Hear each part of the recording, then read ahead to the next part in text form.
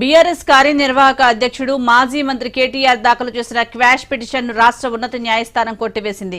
Formula ఈ race వ్యవహారంలో ACB నమోదు చేసిన కేసును కొట్టివేయాలంటూ కేటీఆర్ పిటిషన్ దాఖలు చేశారు. గత నెల 31న ఇరువైపులా వాదనలు ముగించిన హైకోర్టు నేడు తీర్పు వెలువరించింది. విచారణ సందర్భంగా ఏసీబీ తరపున అడ్వకేట్ జనరల్ ఏ సుదర్శన్ రెడ్డి వాదనలు వినిపిస్తూ ఈ రేస్ వ్యవహారంలో ఒప్పందం జరగక ముందే చెల్లింపులు చేశారని కోర్టుకు తెలిపారు. బ్రిటన్ పౌండ్ల రూపంలో 46 కోట్ల రూపాయలు చెల్లించినట్లు చెప్పారు.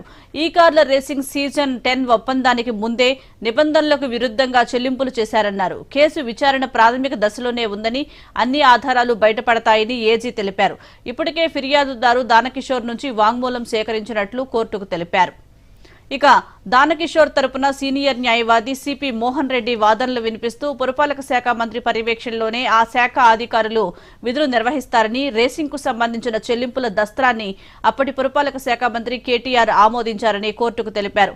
రేసింగ్ వ్యవహారంలో అన్ని రకాల నిబంధనలను ఉల్లంఘించారని కోర్టు దృష్టికి తీసుకువెళ్లారు. కేటీఆర్ తరపున సుప్రీంకోర్టు సీనియర్ న్యాయవాది సిద్ధార్థ దవే వాదనలు వినిపించారు. ఏసీబీ అధికారులు నమోదు చేసిన సెక్షన్లను కేటీఆర్ కు వర్తించవని కోర్టుకు తెలిపారు. నగదు బదిలీలో కేటీఆర్ ఎక్కడా లబ్ది పొందలేదని, అవినీతి జరిగినట్లు కూడా ఎఫ్ఐఆర్లో ఎక్కడా పేర్కొనలేదన్నారు. ఫార్ములా ఈ కార్ల రేసు నిర్వహణపై జరిగిన ఒప్పందంలో పురపాలక శాఖ ముఖ్య కార్యదర్శి, ఫార్ములా ఈ ఆపరేషన్స్ సంస్థ సంతకాలు చేశాయని వాదించారు. పురపాలక శాఖకు మంత్రిగా బాధ్యతలు నిర్వహించిన కేటీఆర్ ను ఎఫ్ఐఆర్లో నిందితుడిగా చేర్చడం సరికాదన్నారు.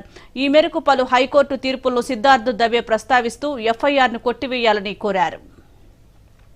వాదనల అనంతరం తీర్పును వాయిదా వేసిన హైకోర్టు ఇవాళ ఉదయం కేటీఆర్ దాఖలు చేసిన పిటిషన్ను కొట్టివేసింది.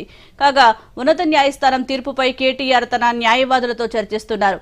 దీనిపై ఆయన సుప్రీంకోర్టును ఆశ్రయించనున్నట్లు పార్టీ వర్గాలు చెబుతున్నాయి.